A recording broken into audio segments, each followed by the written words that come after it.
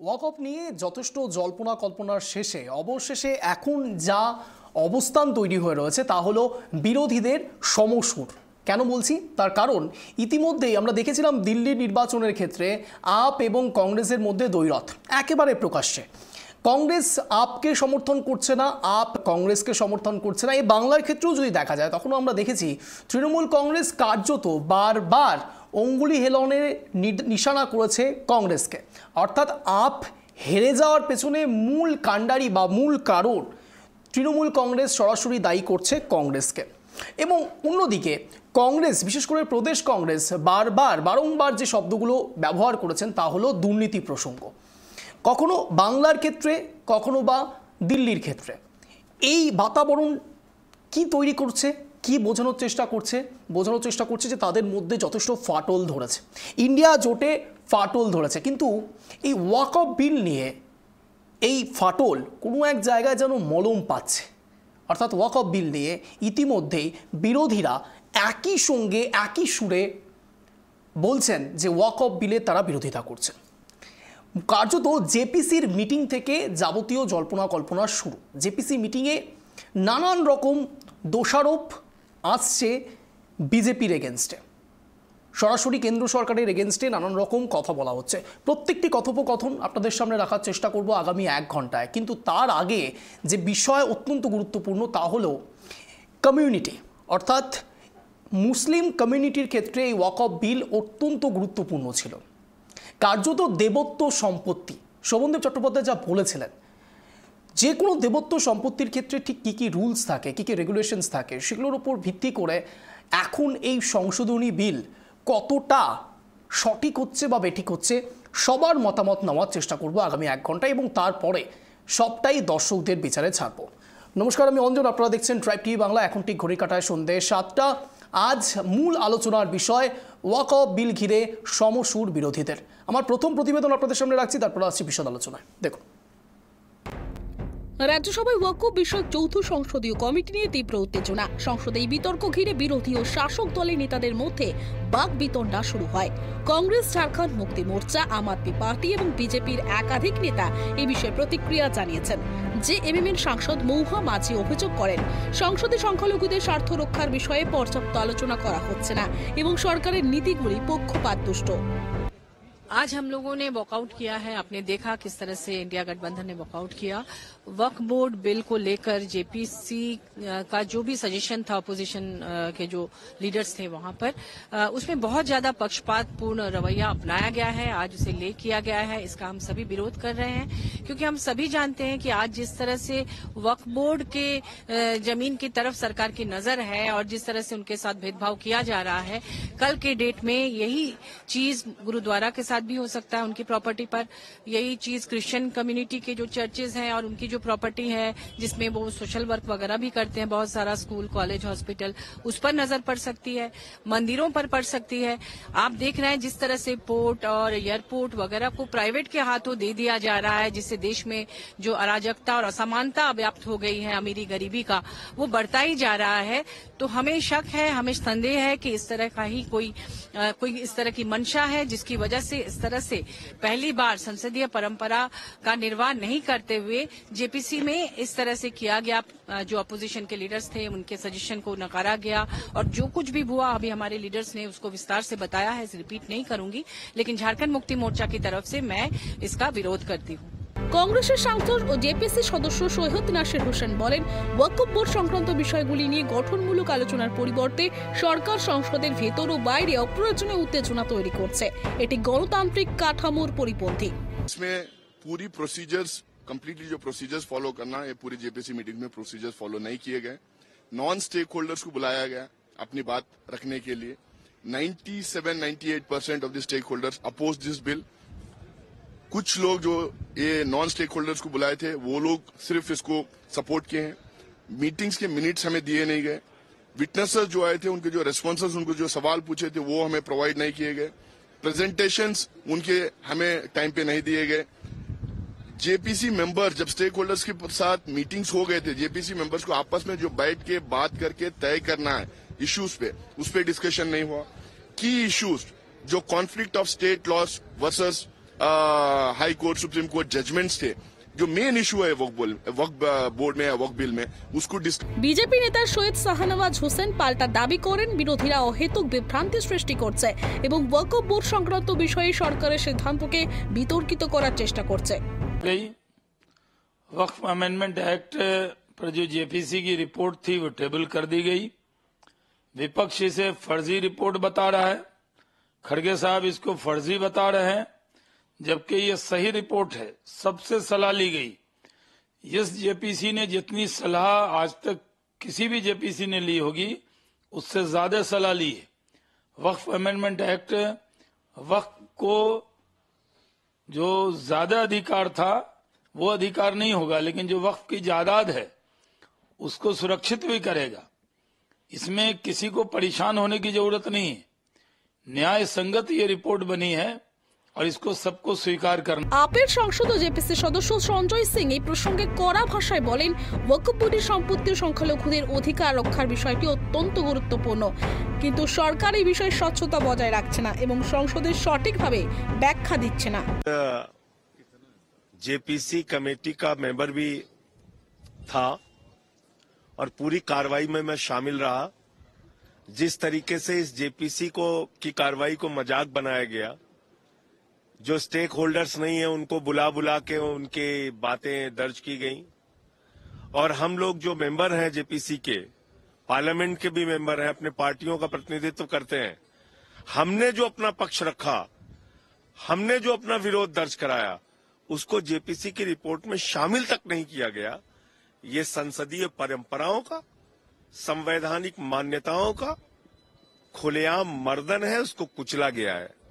दूसरी बात, ये अभी एक शुरुआत है मस्जिदों की जमीन कब्जा करने की, दरगाहों की जमीन कब्जा करने की, लेकिन इतिहास हमें माफ नहीं करेगा। কংগ্রেসের আরেক প্রবীণ নেতা প্রমোদ তিওয়ারি সংসদের হট্টগোলের জন্য বিজেপিকে দায়ী করে বলেন, সরকার চাইছে না এই বিষয়টি নিয়ে সঠিকভাবে আলোচনা হোক, তাই তারা পরিকল্পিতভাবে বিতর্ক এড়িয়ে যাচ্ছে। जेपीसी रिपोर्ट जिस रूप में प्रस्तुत की गई है, हम उससे संतुष्ट नहीं, क्योंकि नियमानुसार जो नियम कहता है, जेपीसी रिपोर्ट में जो कुछ भी बोला गया है, वहां पे सुझाव दिए गए हैं, वो अक्षरशा जैसा होता है समितियों के साथ, नियम समिति 274(3) पे, उसे उसी रूप में आपको रखना है। पार्ट ऑफ द जेपीसी होनी चाहिए, यहां उसको फॉलो नहीं किया गया है। और मंत्री ये कह रहे हैं कि सब एनेक्स्ड है।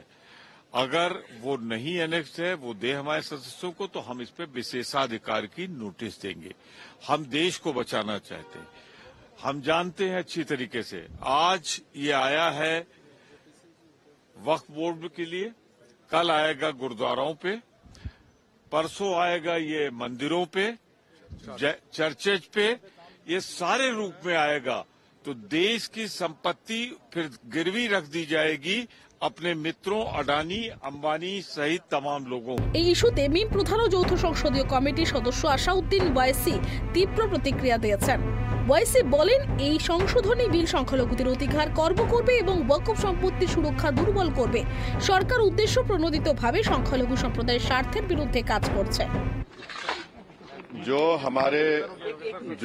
हमारे ऑनरेबल मेंबर्स ने भी कहा है ज्वाइंट वर्किंग कमेटी वक्फ के, मैं उससे एग्री करता हूं। एक बात आप समझिए कि ये वक्फ का जो बिल लाया जा रहा है, ये सिर्फ और सिर्फ ना सिर्फ अनकॉन्स्टिट्यूशनल है, fundamental rights article 14, article 15, article 29 का ग्रेव वायलेशन है। ये वक्फ को बचाने के लिए नहीं है, वक्फ को मुसलमानों से छीनने के लिए, बर्बाद करने के लिए ये बिल लाया जा रहा है। और इसमें जो एडिशनल अमेंडमेंट्स जो बीजेपी और एनडीए ने पेश किए, वो तो उसको और बदतर करता है। आप बताइए कि कैसे मुस्लिम वक्फ प्रॉपर्टीज में नॉन मुस्लिम को मेंबर रखा जाएगा, कैसे आप कलेक्टर एंड अबव ऑफिसर्स को पावर देंगे, कैसे कलेक्टर डिसाइड करेगा कोई वक्फ प्रॉपर्टी है या नहीं, कैसे आप ईवाईक्यू प्रॉपर्टीज का सेक्शन खत्म कर रहे हैं, कैसे आप लिमिटेशन एक्ट को अप्लाई कर रहे हैं जो हिंदू धर्म के प्रॉपर्टीज के ऊपर, सिख धर्म के और क्रिश्चियन धर्म पर अप्लाई नहीं होता है। तो ये सिर्फ और सिर्फ ये सरकार आइडियोलॉजिकल बुनियाद पर मुसलमानों को अपनी वर्शिप से महरूम करने के लिए, क्योंकि वक्फ मुस्लिम समाज के लिए एक इबादत है, उसको छीनने के लिए ये बिल लाया जा रहा है। हम इसका कंडेम करते हैं। ইস্যু নিয়ে রাজ্যসভায় ব্যাপক চিৎকার চেঁচামেচির প্রতিবাদ দেখা যায়। বিরোধী সাংসদরা সরকারের অবস্থান নিয়ে ক্ষোভ প্রকাশ করেন, অবিলম্বে স্বচ্ছ তদন্ত বিশদ আলোচনার দাবি করেন। যদিও সরকার পক্ষ বিরোধীদের অভিযোগ উড়িয়ে দিয়েছেন, তবু বিষয়টি নিয়ে রাজনৈতিক উত্তাপ ক্রমশ বাড়ছে। এই বিতর্কের ফলে সংসদের রাজনৈতিক উত্তাপ আরও বেড়েছে। বিরোধীদের আগামী দিনের বৃহত্তর আন্দোলনের ইঙ্গিত দিয়েছে বিরোধীরা। Bureau report, prime TV Bangla.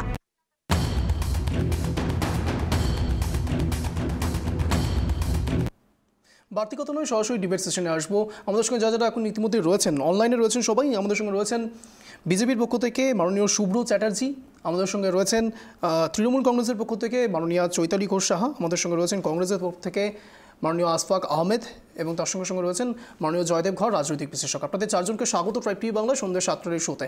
আমি প্রথমেই যাব শুভ্রবাবুর কাছে। শুভ্রবাবু, কার্যত আপনাদের দিকে বারবার যে অ্যালিগেশনস আসছে, বিশেষ করে এই ওয়াক অফ বিল নিয়ে, আপনারা জেপিসির মিটিংয়ে মিথ্যে স্টেক হোল্ডার নিয়ে আসছেন, এবং এক প্রকার তৃণমূল কংগ্রেস হোক যারা যারা জেপিসির মধ্যে রয়েছে, কমিটিতে রয়েছেন, তাদেরকে এক প্রকার গ্রাহ্যই করছেন না। প্রথমত জানিয়ে রাখি যে ওয়াক অফ শব্দের কোনো উল্লেখ কোরআনে নেই,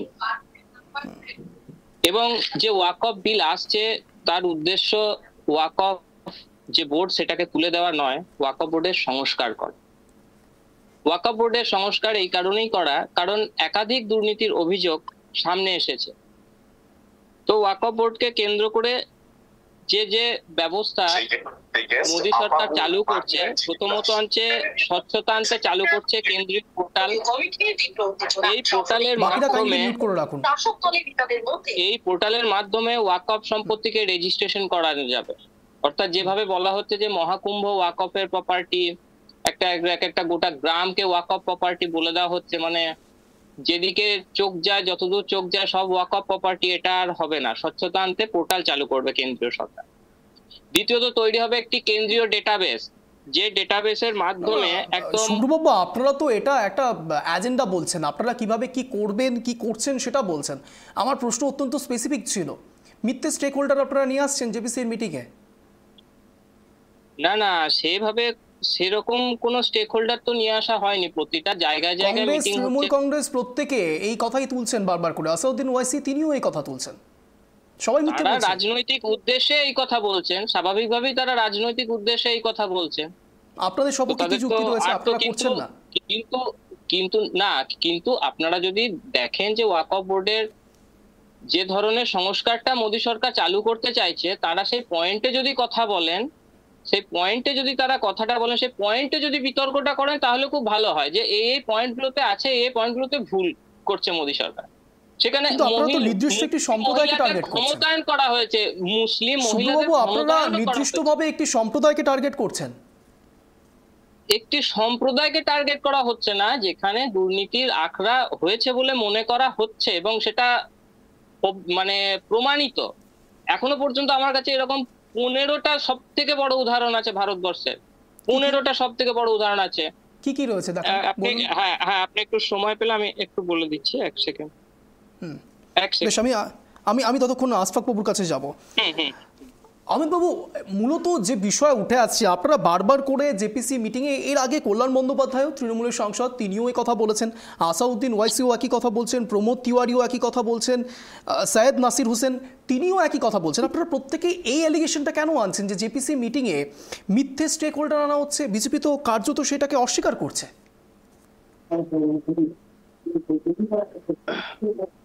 দেখুন, বিজেপি অস্বীকার করছে, বিজেপি অনেক কিছুই অস্বীকার করছে।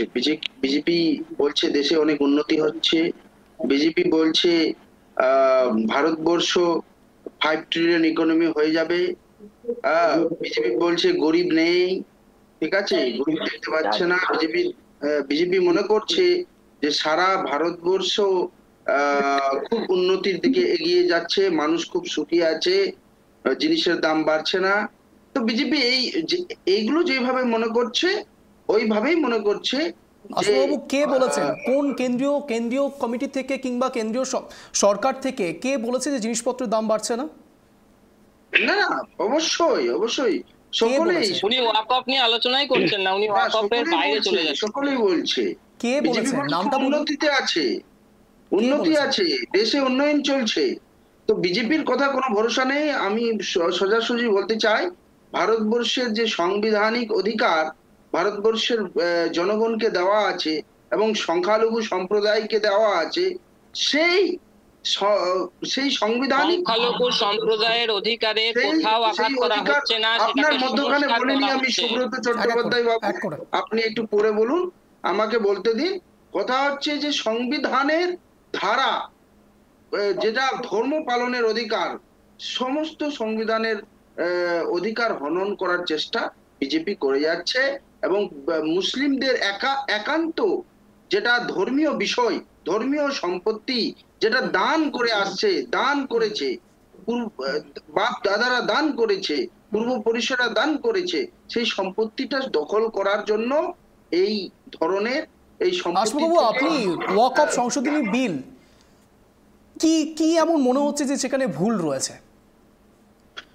দেখুন, আমি এই ওয়াকফ সংশোধনী বিলে সর্বপ্রথম হচ্ছে পাওয়ার, অটোনমাস যে একটা পাওয়ার ছিল ওয়াকফের, ট্রাইব্যুনালের হাতে ছিল, সেটা কিন্তু খর্ব করে দিয়ে একজন আমলাকে বসানো হচ্ছে, ডিএম কে বসানো হচ্ছে। মানে একটা কোয়াসি জুডিশিয়াল বডিকে আপনি সরিয়ে দিচ্ছেন, আর তার বদলে একটা আমলাকে নিয়ে আসছেন যে মিনিস্টারের কথা শুনবে, যে আপনার বিজেপির যারা ক্ষমতায় আছেন তাদের কথা শুনবে, ইউনিয়ন গভর্নমেন্টের কথা শুনবে। এইরকম লোকদেরকে আপনি নিয়ে আসেন, কোয়াসি জুডিশিয়ালটাকে হাতিয়ে দিচ্ছেন। আগামীকাল হঠাৎ করে ধরুন অযোধ্যার রাম মন্দির তৈরি হয়েছে, হঠাৎ করে আগামীকাল কেউ বললো রাম মন্দিরটা ওয়াকফের আন্ডারে রয়েছে, কি বলবেন? এটাই তো ভুল, আপনারা তো এটাই ভুল দেখাচ্ছেন, বা এটাই দেখাচ্ছি ভুল ভাবনা দেখা যাচ্ছে। ওয়াকফ বললেই ভুল দেখাচ্ছে আশফাক বাবু, এর সাবস্টেন্সিয়াল এভিডেন্সেস থাকতে হবে।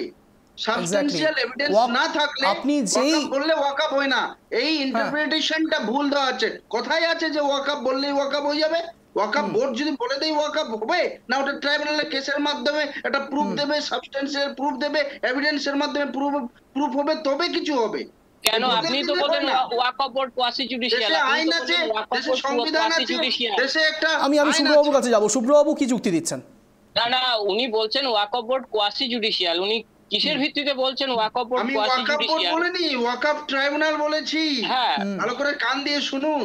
তাহলে ওরা যে মহাকুম্ভকে দাবি করছে, পড়াশোনা আপনি করুন, আমি শুভ্রবাবু প্লিজ পার্সোনাল অ্যাটাক নয়। আর আমি আইন প্র্যাকটিস করছি। আশফাকবাবু আপনি আইন প্র্যাকটিস করতে পারেন, কিন্তু পার্সোনাল অ্যাটাক করবেন না। হ্যাঁ, আপনি আইনের শুভ্রবাবু, আমি আইন প্র্যাকটিস করছি। আশফাকবাবু আপনাকে আমি কাইন্ডলি রিকোয়েস্ট করছি, শুভ্রবাবু আমি দুজনকেই রিকোয়েস্ট করছি, পার্সোনাল অ্যাটাক নয়, পয়েন্টে ফিরে আসুন। শুভ্রবাবু কি বলছেন? হ্যাঁ, পয়েন্টে ফিরে আসছি। আমি যে উদাহরণগুলো দিতে যাচ্ছিলাম তার মধ্যে সময় কম, আমি একটু সংক্ষেপে বলুন, বাকিদেরকেও সুযোগ দিতে হবে। হ্যাঁ, আমি সংক্ষেপেই বলছি। যেমন হরিয়ানার জথলানা গ্রাম যমুনানগর জেলায়, এখানে কোনো মুসলিম বসতি নেই, কোনো মসজিদের ইতিহাস নেই এই গ্রামে। গুরুদ্বারার একটি জমিকে ওয়াকফ সম্পত্তি দাবি করা হয়েছে, যে পুরো জমিটা হচ্ছে ওয়াকফ বোর্ডের আন্ডার। 2021 সালে শুভ্রবাবু কিসের কোন ভিত্তিতে দিচ্ছেন? এই তথ্যটা আমি রেফারেন্স হিসেবে দিচ্ছি অর্গানাইজার পত্রিকা এবং মাধ্যম নিউজ পোর্টাল বাংলার। আপনি একটা পোর্টালে তথ্যের ভিত্তিতে এত বড় স্টেটমেন্ট দিচ্ছেন? অর্গানাইজারের নিশ্চয়ই দায়বদ্ধতা আছে, অর্গানাইজার পত্রিকার। হ্যাঁ বলুন, চৈতালি প্লিজ মিউট করে রাখুন। বলুন শুভ্রবাবু বলুন। অর্গানাইজার পত্রিকা, পাঞ্চজন পত্রিকা। দাবি করলেই প্রুফ হয়ে যায় না। আমি যদি বলি শুভ্রবাবু কি বলতে চাইছেন শুনে নিন, তারপর আপনাকে আবার সুযোগ দেব। আশফাকবাবু রিব্যাটল করার সুযোগ দেব। আশরাফ বাবু, আপনার সময় আমি কথা বলিনি। সুন্নি ওয়াকফ বোর্ড দাবি করে 2018 সালে যে তাদের তাজমহলকে তাদের সম্পত্তি হিসাবে তালিকাভুক্ত করা উচিত, যদিও তাদের কাছে কোনো স্বাক্ষরিত মালিকানার দলিল ছিল না। উত্তরপ্রদেশ 2022 সালে সুন্নি সেন্ট্রাল ওয়াকফ বোর্ড দাবি করে যে জ্ঞানবাপী মসজিদ, যেটা নিয়ে এখনো পর্যন্ত মামলা চলছে, সেটা ওয়াকফ সম্পত্তি। তো এইভাবে দেবভূমি দ্বারকা, ঔরঙ্গাবাদ, হায়দ্রাবাদ, পুনে, পাঞ্জাব, মহারাষ্ট্র, দিল্লি, একাধিক উদাহরণ, সর্বশেষ সংযোজিত মহাকুম্ভের জায়গা, যেগুলিকে তারা ওয়াকফ সম্পত্তি হিসেবে দাবি করছেন। শুধু তাই না, ওয়াকফ বোর্ড নোটিশ পাঠিয়ে দিচ্ছে চাষিদের বাড়িতে, যে জমি তারা চাষ করছেন দীর্ঘদিন ধরে, যে ওটা তোমাদের ছাড়তে হবে, ওটা ওয়াকফ সম্পত্তি।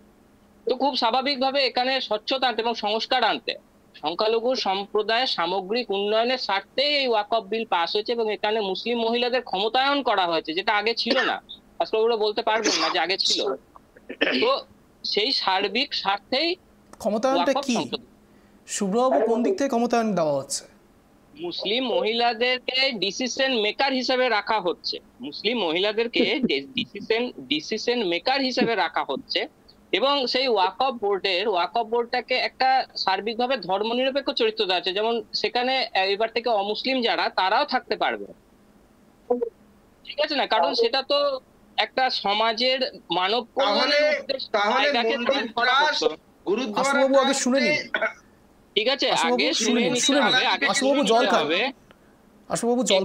আগে শুনে দে। নতুন ওয়াকফ বিলে মহিলাদের গুরুত্বপূর্ণ ভূমিকা থাকতে চলেছে, মহিলাদের গুরুত্বপূর্ণ ভূমিকা থাকতে চলেছে। এবং যে ওয়াকফকে যে কন্ট্রোল করে তাকে বলে মুতাওয়ালি, বা যাদেরকে যেটা বলা হয়ে গেছে। নিশ্চয়ই শুভবাবু, আর কোনো ইনফরমেশন রয়েছে আপনার কাছে? আমি চৈতালিদির কাছেও যাব। ঠিক আছে, হ্যাঁ যাক। বেশ, আমি চৈতালিদির কাছে যাব। চৈতালিদি, একের পর এক আপনাদের দিকে উল্টো বুমেরাং হয়ে অ্যালিগেশন আসছে। আমার প্রশ্ন অত্যন্ত স্পেসিফিক। আমার প্রশ্ন হলো, নির্দিষ্ট একটি সম্প্রদায়কে টার্গেট করা হচ্ছে, এটা সত্যি নাকি মিথ্যে? চৈতালিদি।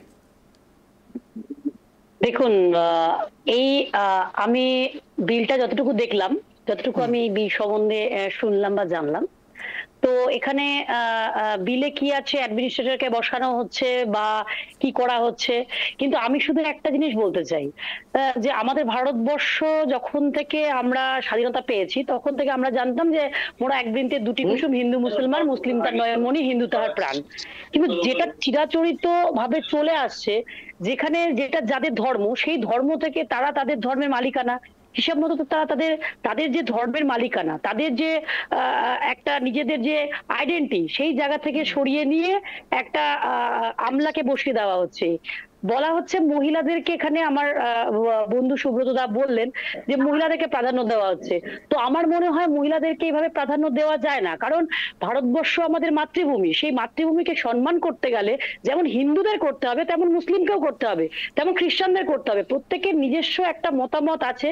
সেই জন্য আমার মনে হয় যে এইভাবে যদি আমরা আমাদের একটা ধর্মকে একত্রিত করে দিই, আলাদা দিকে কনভার্ট করে দিই, তাহলে আমার মনে হয় না এমন দিন বেশি দূরে নেই যখন আমাদের দেশে একটা অচল অবস্থার সৃষ্টি হবে। কারণ আমাদের এই দেশের এখন যেই আমরা যে জায়গায় অবস্থান করছি, সেই জায়গায় দাঁড়িয়ে আমার মনে হয় ওয়াকফ বিলের সংশোধন করার কোনো প্রয়োজন ছিল না। আমার মনে হয়, আমার ব্যক্তিগত এটা ওপিনিয়ন, যে একটা সাধারণ মানুষ হিসেবে এটা কোনো প্রয়োজন ছিল না। এটা প্রয়োজনের বাইরে গিয়ে যেগুলো কাজ করার আছে সেগুলো কাজ করুক না।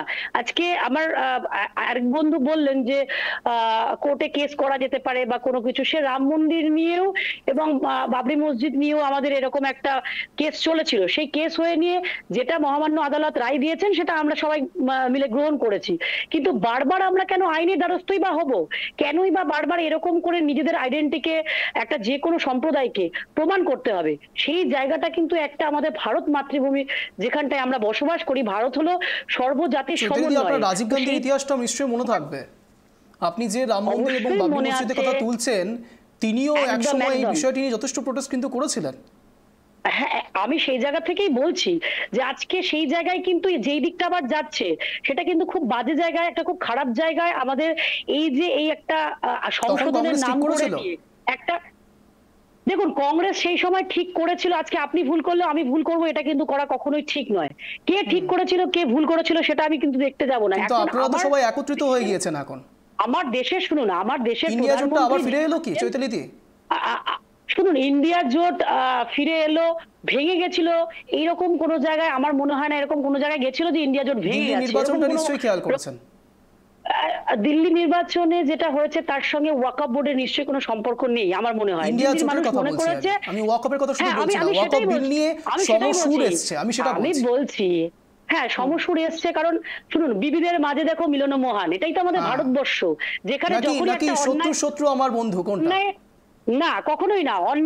অন্যায় যখন হবে একটা জাতির উপরে যখন অন্যায় হবে তখন আমরা সবাই মিলে কিন্তু রুখে দাঁড়াবো, বা একটা মানুষের উপর একটা যখন জাতির অন্যায় হবে উপর। তখন আমরা মিলে যাব। আমি বলছি সেটা কিন্তু আমাদের ভারতবর্ষ, যেটা আমাদের ভারতবর্ষ এরকম নয় অন্যান্য দেশের মতো, আরব কান্ট্রির মতন, পাকিস্তানের মতন, বা অন্য জায়গার মতন, অন্য দেশের মতন ভারতবর্ষ নয়, যেখানে কিন্তু সব মানুষ বাস করতে পারে, সব ধর্মের মানুষ। সেই জন্যই আজকে হয়তো আমাদের সবার মনে হয়েছে, সেটা হয়তো বিজেপির মনে হয়নি। বিজেপি হয়তো নিজেদেরকে স্টাবলিশ করতে গিয়ে হয়তো এখন ওয়াকফ বিলকে সংশোধনের নাম করে নিয়ে আমলা তাদের হাতে রয়েছে, তাদেরকে এখানে বসিয়ে নিয়ে সেগুলোকে, সত্যি কথা এগুলোকে আবার যেমন আমাদের সব বেসরকারিকরণ করা হয়েছে, আমাদের ভারতবর্ষের ইতিহাসে এটা একটা বিশালভাবে অপমানের জায়গা যে আজকে আমাদের এলআইসি বেসরকারিকরণ, ট্রেন বেসরকারিকরণ, আজকে আমাদের আম্বানি আদানি চলে গেছে আমাদের জিনিসপত্র টাকা পয়সা নিয়ে। তো সেই জায়গায় কিন্তু আজকে ব্যাংকগুলো আমাদেরকে সাধারণ কবে চলে গেল পাচ্ছে না। তো আজকে সেই জায়গায় মানে ওরা তো কালো টাকা সাদা করবার জন্য এরকম অবস্থা করেছে, বাইরে চলে যাচ্ছে টাকা নিয়ে, আমরা ধরতে পারছি না, বাইরের দেশে তাদেরকে দেখা যাচ্ছে। কি জন্য দেখা যাচ্ছে? কারণ এই জায়গায় তো বিজেপির একটা মদত রয়েছে। তো সেই জায়গার মধ্যে আমার মনে হয় এই যে একটা বিল, সেই বিলের জন্য কংগ্রেস হোক, সিপিএম হোক, আর আজকে তৃণমূলই হোক, আজকে আমি বলবো প্রত্যেকটা মানুষের এক জায়গায় হওয়া উচিত। সত্যি কথাই ধর্মের ওপর যখন অধর্ম চড়াও হবে, আমার মনে হয় সেই জায়গায় সবাইকে একত্রিত হওয়া অবশ্যই উচিত। আমার না ঠিক এই জায়গাতে আমি জয়দেববাবুর কাছে যাব, আমার না ওই লাইনটা মনে পড়ে যাচ্ছে ধর্মমোহের। ধর্মের বেশে মোহ যারে এসে ধরে, অন্ধ সেজন মারে আর শুধু মরে। এবং প্রসঙ্গক্রমে এটা বলতেই হচ্ছে, বিজেপি, তৃণমূল কংগ্রেস, অন্যদিকে তৃণমূল কংগ্রেস আপ সবাই একত্রিত হয়ে যাচ্ছে। কোনো এক জায়গায় বিজেপি ডিভিডেন্ড পাচ্ছে নাকি জয়দেববাবু? राम मंदिर तो पुराना है, वाकफ तो बहाना है, इरादा तो सत्ता है। 2025 दिल्लीर भोट बांग्लादेशे हिंदू अत्याचार देखिए जीत, 2025 আবার বিহার ভোট, যেখানে নীতিশ কুমার সংখ্যালঘু ভোটের উপর ভিত্তি করে, বৈশাখী ভিত্তি করে নীতিশ কুমারকে ফিরতে হবে ক্ষমতায়। আর 2026 তো আসাম আছে, তামিলনাড়ু আছে, পশ্চিমবঙ্গ আছে এবং কেরালা আছে। এই সমস্ত রাজ্যগুলোকে যদি আমাকে জিততে হয়, আমি সামনে রাম মন্দির দেখিয়ে 2024 লোকসভা ভোটে তেমন সুবিধে করতে পারিনি। যদি আমাকে ভোট পোলারাইজেশন করতে হয়, ধ্রুবীকরণ করতে হয়, কারণ আমি চাকরির প্রশ্নে, বেকারত্বের প্রশ্নে, অর্থনৈতিক বৃদ্ধির প্রশ্নে সেন্সেক্স ধরধর করে পড়ে যাচ্ছে, এবং সামগ্রিকভাবে সেইভাবে আমি কোনো ইস্যুকে নিয়ে ভোটের বাজারে যেতে পারবো না, এবং শুভেন্দু অধিকারী সহ বাকিরাও যেতে চাইছে না। রগরগে যে একটা পোলারাইজেশন, ধর্মীয় সাম্প্রদায়িক যে একটা হুজুগ, সেটাকে জাগিয়ে রাখতে গেলে আর রাম মন্দির কাজে দেবে না। কিন্তু যদি ওয়াকফ বোর্ডকে আমি সামনে এগিয়ে দিই, যেরম ভাবে বিরোধীরা আমার ইশারায় নাচলো আজকে, অর্থাৎ সবাই রেড়ে করে উঠলো কাহার প্রশ্নে? না মুসলিমদের অধিকার রক্ষার প্রশ্নে। তাহলে হিন্দুদের অধিকার রক্ষা করবে কে?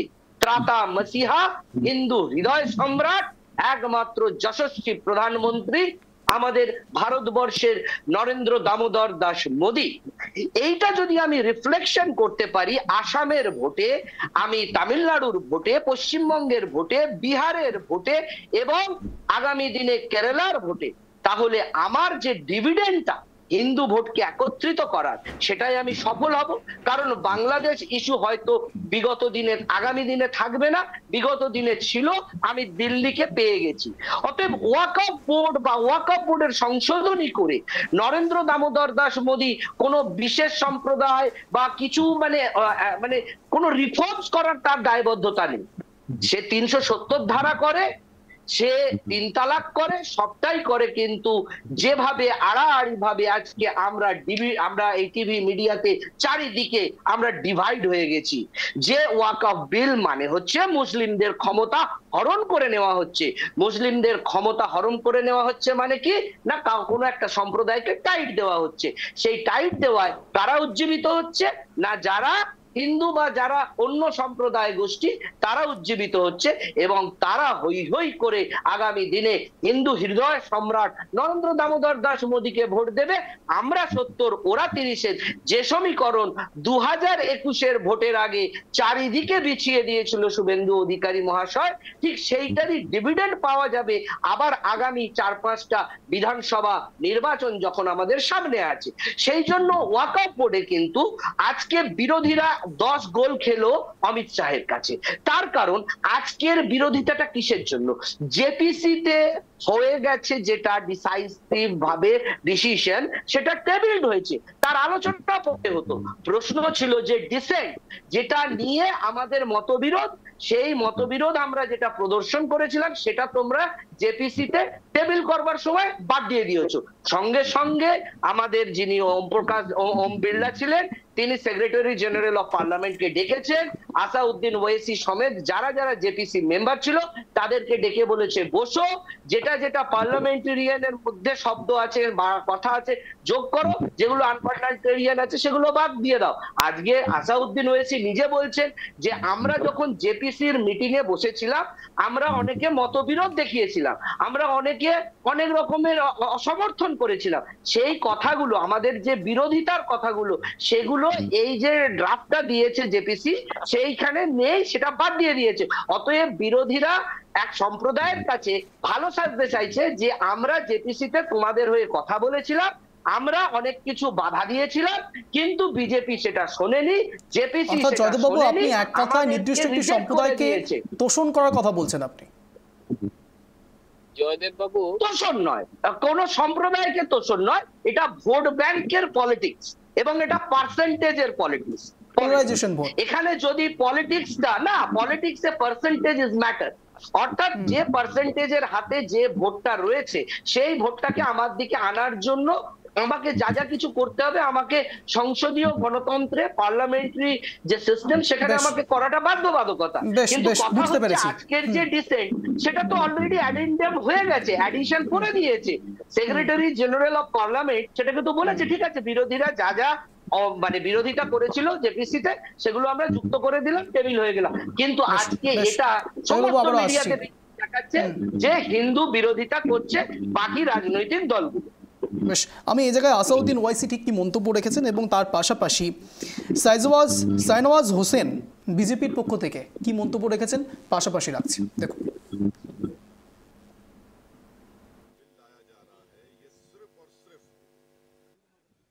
ना सिर्फ अनकॉन्स्टिट्यूशनल है, fundamental rights article 14, article 15, article 29 का ग्रेव वायलेशन है। ये जो बिल लाया जा रहा है ये सिर्फ और सिर्फ ना सिर्फ अनकॉन्स्टिट्यूशनल है, फंडामेंटल राइट्स आर्टिकल 14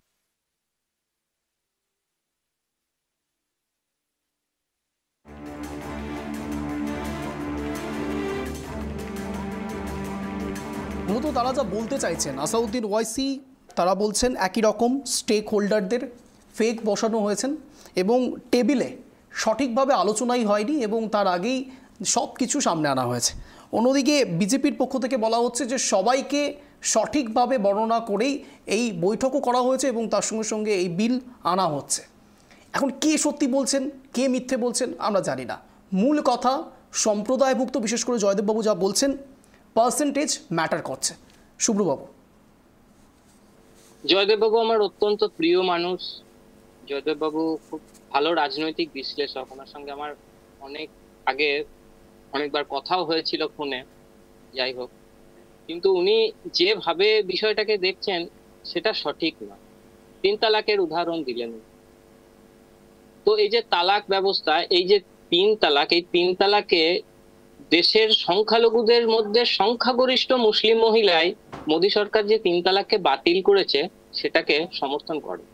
আমি জানি না ভারত ছাড়া অন্য কোথাও এটা প্রচলিত আছে কিনা, তোষণের রাজনীতির কারণেই সামনে এসেছিল শাহবানু মামলা, যেখানে বলা হয়েছিল যে মুসলিমদের জন্য তাদের পার্সোনাল ল আছে এবং কোনো মেইনটেনেন্স দেওয়া হবে না শাহবানুকে।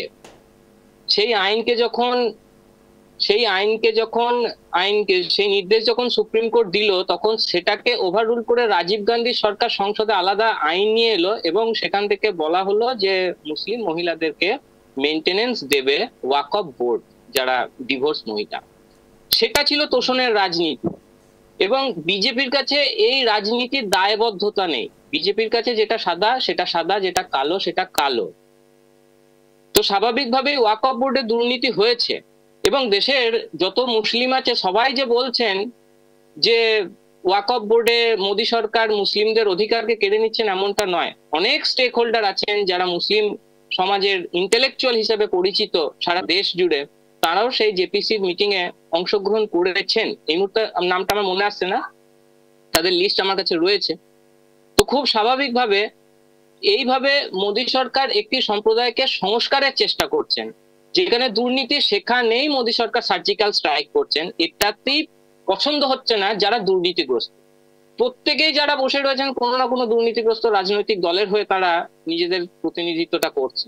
তাদের বিরুদ্ধে তোষণ আর দুর্নীতি ছাড়া আর কোন রকমের ইস্যু খুঁজে পাওয়া যায় না। বিজেপি তোষণটা করে না বলে বিজেপি সাম্প্রদায়িক, আর তারা তোষণটা করেন বলে তারা ধর্ম নিরপেক্ষ। 370 ধারার কথা বলছেন আজকে জয়দেব বাবু। 370 ধারা কি কাশ্মীরকে ভারতের সংবিধান থেকে পৃথক করে রাখেনি জয়দেব বাবু? 370 ধারা কি কাশ্মীরকে আলাদা সংবিধান দেয়নি, আলাদা জাতীয় পতাকা দেয়নি, আলাদা প্রাইম মিনিস্টার দেয়নি সেখানে? তাহলে সেটা তো দেশের স্বার্থে যেটা হলো, কিন্তু সেটাকেও আপনারা তোষণের চোখে দেখছেন।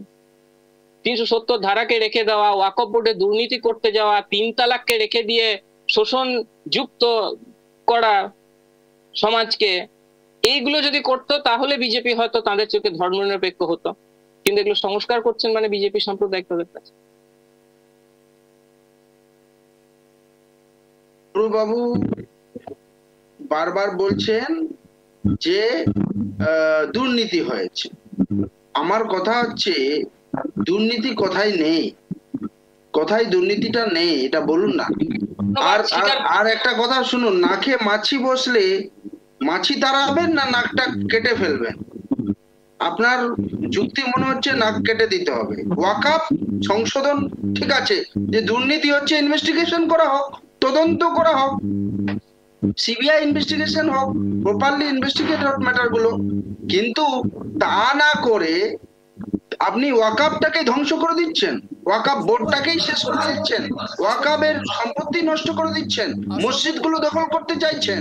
আপনি ধর্মীয়, আপনি বলুন না আহমেদ বাবু চাইছেন না, তাহলে আপনি বলুন উত্তরপ্রদেশে তামিলনাড়ুতে টেম্পল একটা আছে, সেখানেও তো সেম নিয়ে আসুন এই ধরনের সংশোধন নিয়ে আসুন। কথা শোনা যাচ্ছে আহমেদ বাবু, আমি বলছি একদম ঠিক বলেছেন আপনি, যে যুক্তিটা দিলেন একদম সত্যি যুক্তি। নাকের ওপরে মাছি বসলে মাছিকেই তাড়াতে হবে, নাকটা কেটে দেওয়া যাবে না, ঠিক। কিন্তু ক্যান্সার যদি অতিরিক্ত পরিমাণে বেড়ে যায় তাহলে হাতটা কেটে ফেলতে হবে অথবা পাটা কেটে ফেলতে হবে। ক্যান্সারের নিরাময় হবে না, এটাও আপনাকে মাথায় রাখতে হবে, এটাও আপনাকে মাথায় রাখতে হবে আশফাক বাবু। 26 নম্বর ধারা 30 নম্বর ধারার লঙ্ঘন করা হচ্ছে, এটা চ্যালেঞ্জ হবে সুপ্রিম কোর্টে। আর আমি বলছি এটা চ্যালেঞ্জ হবে। এর legality discrimination in nature, natural justice বলতে নেই, কন্ট্রাডিক্টরি। আচ্ছা শুভ্রবাবু, শুভ্রবাবু বলুন। কন্ট্রাডিক্টরি আছে, এর আইনে অনেক আছে, গলদ আছে, আইনে গলদ আছে শুভ্রবাবু। যে কেন দুর্নীতি করতে বললে আমি এক একটা করে পয়েন্ট করে বলতে পারি, বলার সুযোগ দেব। শুভ্রবাবু বলুন। ওয়াকফ বোর্ডে কেন দুর্নীতি করতে দেওয়া হচ্ছে না, ওয়াকফ বোর্ডে মোদী সরকার কেন দুর্নীতি বন্ধ করছে, এই দাবিতে তারা সুপ্রিম কোর্টে যাবেন, এই দাবিতে তারা যাবেন খুব স্পষ্ট ভাবে। কিন্তু বিলে ভুল থাকলে পরে তো তারা কোথায় কি করবে? বিলে ভুল থাকলে কি করবেন তারা? তাদের কাছে আর কি পথ খোলা থাকবে? আপনারা বলুন, সারা দেশের একটা সংবিধান আছে, সারা দেশের একটা প্রশাসন আছে, সেই প্রশাসন যদি ওয়াকফ চালায়, ওয়াকফ বোর্ড তো ভারতের আইনের বাইরে নয়, ওয়াকফ বোর্ড তো সংবিধানের উপরে নয়। আপনি ভুল করছেন শুভ্রবাবু, ওয়াকফ বোর্ড কোনো প্রশাসন চালায় না। ওয়াকফ বোর্ড সম্পত্তিগুলো যেগুলো ওয়াকফ করা হয়েছে, যেগুলো দান করা হচ্ছে, যেগুলো সাদকায়ে জারিয়া করা হচ্ছে, সেগুলোকে কন্ট্রোল করে পরিচালনা করে। কিছু নয়েজ আসছে, কাইন্ডলি মিউট করে রাখুন। সেটা যদি সরকারের নিয়ন্ত্রণ থাকে তো সেটা অসুবিধাটা কোথায়? আপনারাই তো দাবি তোলেন মোদী সরকার সব বেসরকারিকরণ করে দিচ্ছে। ওয়াকফ বোর্ডকে যদি সরকারিকরণ করে, যদি সেখানে কোনো আমলা নিয়োগ করে, তাহলে সেখানে অসুবিধাটা কোথায় হচ্ছে? যেখানে সরকারিকরণের দরকার সেখানে সরকারিকরণ আপনারা করবেন না, যেখানে বেসরকারিকরণ করার দরকার সেখানে বেসরকারিকরণ করবেন না। সরকারিকরণ বেসরকারিকরণের মধ্যে সব তো কনফিউজ করে দিচ্ছেন শুভ্রবাবু আপনারা। সাধারণ মানুষকে কি উত্তর দেবেন? বিজেপি দুর্নীতি মুক্ত যদি হতোই তাহলে পরে এত টাকা, কালো টাকা, আমাদের নোটবন্দি হলো, আমাদের 500 টাকার নোট বন্ধ করা হলো, আমাদের 1000 টাকার নোট বাতিল হলো, তো আবার 2000 টাকার নোট মার্কেটে আসলো, 2000 টাকার নোট চলে গেল। তো সেগুলোর ক্ষেত্রে যে এত দুর্নীতি হচ্ছে সেই জায়গার মধ্যে কেন আমাদের মোদীবাবু সেগুলোর দিকে ধ্যান দিচ্ছে না? কেন সেগুলোতে মোদীজি দেখছে না? এত মানুষ বেকারত্ব সেখানে কেন দেখছে না? দুর্নীতি শুধুমাত্র কি ওয়াকফ বোর্ডেই হচ্ছে? শুধুমাত্র ওয়াকফ বোর্ডকেই সরকারিকরণ করা দরকার আছে, এছাড়া বাদবাকি সবকিছু বেসরকারিকরণ করা দরকার কেন? সেখানে আম্বানি আদানিদের মতন লোকের ফায়দা হবে, আমলাপতিদের পুঁজি হবে, সেই জন্যই। আর শুধুমাত্র ওয়াকফ বোর্ডই একমাত্র আছে যেখানে দুর্নীতি হচ্ছিল।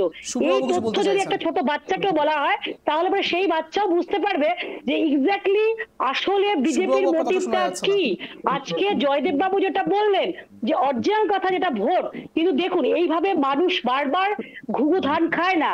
বারবার বললে পরে যে আমি ধর্মকে নিয়ে রাজনীতি করার, তাহলে এটা তো মানুষ বারবার বুঝে যাচ্ছে, কারণ এটা বাচ্চাও বুঝতে পারবে যে ওয়াকফ বোর্ড দুর্নীতিযুক্ত।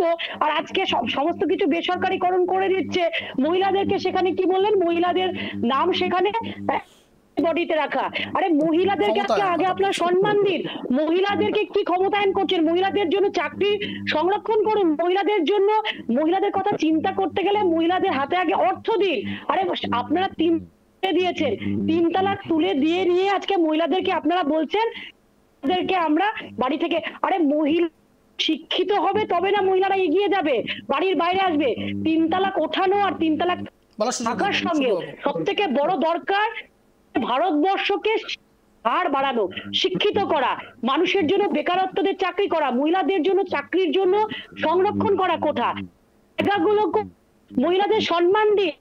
আপনারা মহিলা আজকে মতন রাষ্ট্রপতি তাকে আপনারা ডাকলেন না, অযোধ্যা মন্দির করলেন যেখানে আমাদের মোদী ইনোগ্রেশন করতে গেলেন, কিন্তু দ্রৌপদী মুর্মুর মতন একজন রাষ্ট্রপতি, তিনি দলিত একজন ঘরের মহিলা, তাকে আপনারা সেখানে ডাকলেন না। প্রত্যেকেই পোলারাইজেশনের দিকে যথেষ্ট ধ্যান রাখেন। দেখুন আপনি একটা উদাহরণ টানতে গিয়ে আরো কতগুলো উদাহরণ আপনি পোলারাইজেশনের টানলেন। চৈতালিদি না সেই জায়গাগুলো অন্যের দিকে আঙুল তুললে নিজের দিকে 4-4টা আঙুল থাকে চৈতালি। না অবশ্যই নিজে অন্যের দিকে। মহিলাদেরকে শুনুন, মহিলাদের যদি মহিলাদের সম্মান, মমতা বন্দ্যোপাধ্যায় ছাড়া পশ্চিমবঙ্গ ভারতবর্ষ কেন পৃথিবীকে রাস্তা দেখিয়েছে মহিলাদের কিভাবে সম্মান ক্ষেত্রে, কিভাবে মহিলাদেরকে আজকে পঞ্চায়েত স্তর থেকে ধরে নিয়ে আজকে প্রত্যেক জায়গায় মহিলাদের সম্মান, এবং মহিলাদের জন্য মমতা বন্দ্যোপাধ্যায় অর্থের যে যোগান সেটা মমতা বন্দ্যোপাধ্যায় দিয়েছে। স্বনির্ভর গোষ্ঠী মহিলাদেরকে মমতা বন্দ্যোপাধ্যায় করতে পারবে না, এটা আপনারা খুব ভালো করে জানেন। বেশ শুভ্রবাবু, হ্যাঁ শুনতে পাচ্ছেন? হ্যাঁ শোনা যাচ্ছে, বলুন। হ্যাঁ বলছি, চৈতালিদি কোন দলের হয়ে আছেন? তৃণমূল তো? তৃণমূল কংগ্রেস। আমরা প্রথমে ইন্ট্রোডাকশন দিয়েছি। না অসুবিধা নেই। চৈতালিদি এখানে বসে আম্বানিকে খুব গালি দিচ্ছিলেন, কালো টাকা, আম্বানি চোর, এবং সব তিনি যত বললেন 5টা কথায় একবার আম্বানিকে আনলেন। কিন্তু সেই ওনার দিদির মানে আমাদের রাজ্যের মাননীয় মুখ্যমন্ত্রীর সম্মেলন সেখানে এলেন এবং সোশ্যাল মিডিয়া জুড়ে আম্বানির স্তুতিতে ভরিয়ে ফেললেন তৃণমূলের কর্মীরা। আর সেই আম্বানিকেই উনি এখানে বসে গালি দিচ্ছেন। ওনার দল মেনে নেবে তো? প্রথম প্রশ্ন, যেটা আমার প্রশ্ন নয়, এটা আপনার উদ্দেশ্যে বলা ছিল।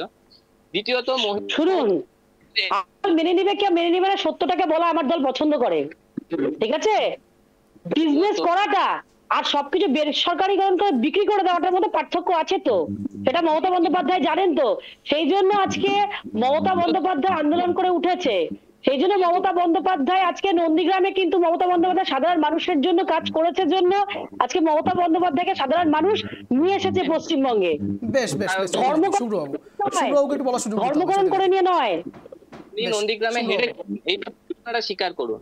উনি যে নন্দীগ্রামের উদাহরণ দিলেন, নন্দীগ্রাম আন্দোলন মমতা বন্দ্যোপাধ্যায় করে থাকলে উনি শুভেন্দু অধিকারীর কাছে হারলেন কেন? দেখুন আজকে আমরা এই ডিবেট করছি না, আপনারা অন্যদিকে ডাইভার্ট করবেন না। আজকে মূল ইস্যু ওয়াকফ বিল। না না না, আজকে আমাদের ইস্যু এটা নয়। শুভ্রবাবু কাইন্ডলি অন্যদিকে ডাইভার্ট হচ্ছেন আপনারা। বিজেপিতে নিয়ে নিয়েছেন চৈতালিদি প্লিজ, চৈতালিদি প্লিজ, আমরা অন্তিম রঙের দিকে যাচ্ছি। না না না, আর সুযোগ দিতে পারছি না। আমি শুভ্রবাবুর কাছে যাব। শুভ্রবাবু প্লিজ সংক্ষেপে বলুন। আমি সংক্ষেপে আমার সেই একটা কথাই আমি বলছি যে ওনারা যে ধরনের অভিযোগ বিজেপির বিরুদ্ধে তুলছেন এটা সম্পূর্ণভাবে ভোট ব্যাংকের রাজনীতি। তারা জানেন আপনারাই করছেন যে ভোট ব্যাংকের এই রাজনীতিটা করার জন্যই তারা জলের মতো পরিষ্কার, ছোট বাচ্চা ধারাপাত পড়তে গিয়ে শিখে গেছে রাজনীতি এনারা করছেন। এবং তাদেরকে বলা হচ্ছে যে ওয়াকফ সম্পত্তি ওগুলো সব বিজেপি দখল করে নিচ্ছে, এমন মিথ্যাচারও করা হচ্ছে। যেমন নাগরিকত্ব আইন যখন আনা হচ্ছিল তখন কোথাও কিন্তু বলা হয়নি যে এদেশীয় যারা সংখ্যালঘু সম্প্রদায় আছে তাদের বিরুদ্ধে কোনো রকমের কিছু করা হবে, কিন্তু তবুও এই গুজব এই মিথ্যাচার তারা করে গিয়েছে। কেন করে গিয়েছে? একটা ভোট ব্যাংকের জন্য। সেই ভোট ব্যাংকের রাজনীতির জন্যই তারা দুর্নীতিকে প্রশ্রয় দেন, ভোট ব্যাংকের রাজনীতির জন্যই তারা তোষণ করেন, ভোট ব্যাংকের রাজনীতির জন্যই 3 তালাককে সমর্থন করেন, 370 ধারাকে সমর্থন করেন, ওয়াকফ বোর্ডের দুর্নীতিকেও তারা সমর্থন করেন এবং কন্টিনিউয়াসলি করে যেতে চান শুধুমাত্র ভোট ব্যাংকের রাজনীতি। শুভ্রবাবু আপনার উদ্দেশ্যে বলবো, তারা কিন্তু একবারও বলছেন না তারা দুর্নীতির সমর্থনে। আপনি নিজের মতো করে একটি স্ট্র্যাটেজি তৈরি করতে পারেন না? সব থেকে বড় কথা তারা বারবার না শুভ্রবাবু, তারা বারবার একটা কথা বলছে। একটি উদাহরণ যা টানলেন আশফাকবাবু, তিনিও বললেন নাক এবং মাছির, এই উদাহরণটাও তিনি টেনেছেন। অর্থাৎ তারা দুর্নীতির সপক্ষে নয়, তারা বিপক্ষে, কিন্তু আপনারা যে রাস্তা দিয়ে এগোচ্ছেন সেই রাস্তার বিরোধিতা করছেন। তারা এভাবে দাগিয়ে দেবেন না শুভ্রবাবু। ট্রাইবটি বাংলাটা পলিটিক্স করার জায়গা নয় না। একেবারে অন্তিম রঙে রয়েছে, আমি আশফাকবাবুর কাছে যাবো। আশফাকবাবু আপনার 1 মিনিট সময় শুরু হচ্ছে এখন আনইন্টারাপ্টেড। একটু একটা প্রশ্ন সংযোজন করে দেবো, তা হচ্ছে ইন্ডিয়া জোট কি আবারও মলম পড়লো? ফাটলটা একটু শিথিল হলো কি? আপনার 1 মিনিট সময় শুরু হচ্ছে এখন আনইন্টারাপ্টেড, বলুন। দেখুন, ইন্ডিয়া জোট কি হচ্ছে না হচ্ছে সেটা বিষয় নয়। বিষয় হচ্ছে একটা সংবিধানের উপর হামলা হচ্ছে, সংবিধানের অধিকার ক্ষুণ্ণ করা হচ্ছে। এই সংবিধানের অধিকারকে রক্ষা করা জাতীয় কংগ্রেস এবং সকল ভারতবর্ষের মানুষের দায়িত্ব। আমরা আমাদের এই দায়িত্ব বুঝেই এই বিলের বিরোধিতা করছি, কারণ এই বিল সংবিধানের ধারা 25, 26, 30 এই ধারাগুলো লঙ্ঘন করছে এবং কন্ট্রাডিক্টরি আছে এবং প্রচুর জুরিসপ্রুডেন্সের দিক দিয়ে প্রচুর এখানে গলদ রয়েছে। যদি আমি বলতে যাই, যদি বলছেন যে আমরা ঠিক আছে এখানে আমরা একটা সাহিত্য, আপনি কি করছেন? একটা সাহিত্য শাসিত একটা সংগঠনকে, একটা বোর্ডকে, একটা সাংবিধানিক অধিকার প্রাপ্ত একটা ধর্মীয় একটা পালন করার একটা ইনস্টিটিউশনকে আপনি কি করছেন?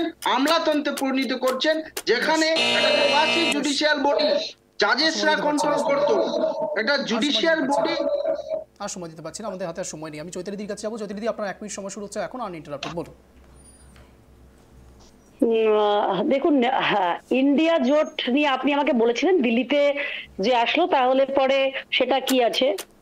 আর দিল্লি মানুষ যেখানে যেটা মনে করবে সেটাই হবে। সব থেকে বড় কথা, সবার উপরে মানুষ সত্য, তার উপরে নাই।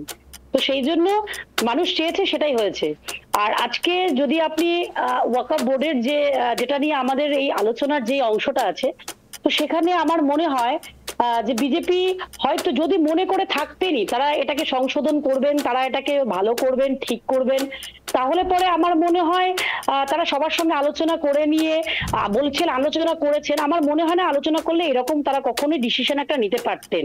কারণ একটা ধর্মকে কনভার্ট করার একটা চেষ্টা যে ভাই তোমরা সেগ্রিগেট থাকো আর অন্যদেরকে নিয়ে আমরা রাজনীতি করি, আজকে যদি সেই জায়গায় রাজনীতিকরণ করার জন্য যদি না করতো, তাহলে পরে বাজেটে আমার মনে হয় না বিহার এত কিছু পেত, পশ্চিমবঙ্গ বঞ্চিত হতো। আর ভারতবর্ষে কি অন্য কোনো রাজ্য নেই? আজকে যেখানে ভোট রয়েছে, শুধুমাত্র ভোটের রাজনীতি করার জন্য ওয়াকফ বোর্ডের এই যে আপনাদেরকে বসানো এবং বাজেটে শুধুমাত্র যে রাজ্যগুলো বিজেপির সেগুলোর জন্য বাজেটে সংরক্ষণ করা। শুভ্রবাবুর কাছে যাবো। শুভ্রবাবু আপনার 1 মিনিট সময় শুরু হচ্ছে এখন আনইন্টারাপ্টেড, বলুন। আনমিউট করুন প্লিজ। শুধুমাত্র একটা কথাই বলতে চাইছি, ওয়াকফ বোর্ডকে আমরা বাতিল করছি না। আমরা ওয়াকফ বোর্ডের, আমরা মানে বিজেপি সরকার, কেন্দ্রীয় সরকার ওয়াকফ বোর্ডকে সংস্কার করছে। ওয়াকফ বোর্ডকে সংস্কারের মাধ্যমে ওয়াকফ বোর্ডের স্বচ্ছতা আনা হচ্ছে, ওয়াকফ বোর্ডকে দুর্নীতি মুক্ত করা হচ্ছে, ওয়াকফ বোর্ডকে উপর ভারতীয় যে সংবিধান সেটাকে লাগু করা হচ্ছে, ওয়াকফ বোর্ডে মহিলাদের ক্ষমতায়নকে বৃদ্ধি করা হচ্ছে এবং কোনোভাবে পরবর্তীকালে কেউ যাতে দাবি না করতে পারে যে মহাকুম্ভ ওয়াকফ বোর্ডের সম্পত্তি ছিল, আগামী দিনে কেউ যেন না করতে পারে যে রাম মন্দির ওয়াকফ বোর্ডের সম্পত্তি ছিল, এগুলো যেন আগামী দিনে কেউ না করতে পারে এবং ওয়াকফ বোর্ড যেন বাস্তবিক পক্ষে তার উদ্দেশ্য পূরণ হয়। যেমন ওয়াকফ বোর্ডের যে ডেফিনেশন আছে সেকশন 3 আর অ্যাক্ট অফ 1995 এবং এটাকে সংশোধন 2013-তে waqf means the permanent dedication by any person of any movable or immovable property for any purpose recognised by the Muslim law. বেশ, আর সময় দিতে পারছি না, আমি এখানে জয়দেব বাবুর কাছে যাবো, অন্তিম রাউন্ডে রয়েছে। জয়দেব বাবু, আপনার 1 মিনিট সময় শুরু হচ্ছে এখন, আনইন্টারাপ্টেড, বলো। মুসলিম পার্সোনাল ল বোর্ডের প্রেস কনফারেন্স হয়েছে, সেখানে দেশের সমস্ত মুসলিমকে আহ্বান করা হয়েছে এর বিরুদ্ধে রুখে দাঁড়াতে। এর জন্য যে দুজন বৈশাখী সরকারের প্রমুখ মুখ নীতিশ কুমার এবং চন্দ্রবাবু নাইডু, তাদের ওপরও প্রেসার বিল্ড আপ করা হবে। আগামী দিনে সম্ভল এবং জ্ঞানবাপী যেহেতু ঠিকঠাক করে কাজে আসছে না, আগামী 25 এবং 26 কিন্তু ওয়াকফ বিল বা ওয়াকফ বোর্ডের এই টানাপোড়েনটাই কিন্তু পুরো রাজ্য রাজনীতি এবং কেন্দ্রীয় রাজনীতিতে তুরুপে তাস হয়ে বিজেপিকে অক্সিজেন যোগাবে এবং বিরোধীদের একের পর এক ব্লান্ডার করতে সাহায্য করবে এবং বিজেপি যেভাবে রাজনীতির অভিমুখ নির্ধারণ করেছে সেইভাবেই আগামী দিনে ভারতবর্ষের রাজনীতি আবর্তিত হবে এই ওয়াকফ বিলকে ঘিরে এবং তাতেই রগরগিয়ে উঠবে ভারতবর্ষের অনুন্নয়নকে ভুলে গিয়ে, ভারতবর্ষের বেকারত্বকে ভুলে গিয়ে। বেশ, একেবারে অন্তিম রাউন্ডে ছিলাম। আপনাদের চারজনকে অশেষ ধন্যবাদ টিভি বাংলা আসার জন্য, সাথে জয়েন করার জন্য। যে কথা বলে আজকের স্পেশাল শো শেষ করব, মূলত ওয়াকফ বিল কি এবং সংশোধনী বিলে ঠিক কি রয়েছে তা নিয়ে ধোঁয়াশা থাকলেও সাধারণ মানুষের মধ্যে প্রতিক্রিয়া আসতে শুরু করে দিয়েছে। বিজেপি এক্সট্রা ডিভিডেন্ড পাচ্ছে এমনটা বলছে রাজনৈতিক মহল। এবার দেখার 26-25 প্রত্যেকটি নির্বাচনের ক্ষেত্রে কতটা প্রভাব ফেলে এই ওয়াকফ বিল। নজর থাকছে, আপনারা নজর রাখুন টিভি বাংলার পর্দায়। নমস্কার।